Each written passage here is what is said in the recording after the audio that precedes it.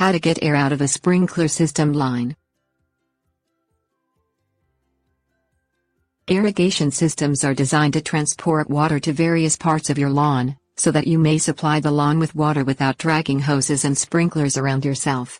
The water in the system must be removed in the winter to keep ice from forming that might split the pipes.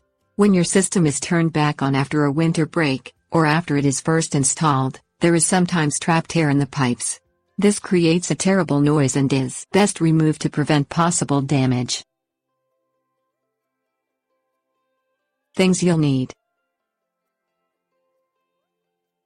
screwdriver.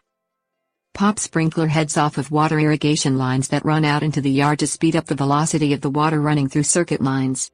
Look for the screws holding them in place and unscrew them with a screwdriver.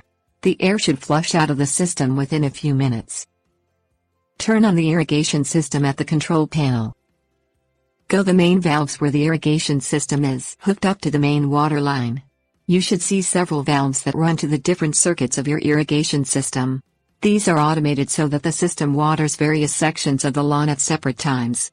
This is needed so that there is enough water pressure to flow out the sprinkler heads. Manually turn at least 2 of the circuit valves on. This flushes out the main pipe more quickly by opening up the pipes in front of it, which in turn forces the air out.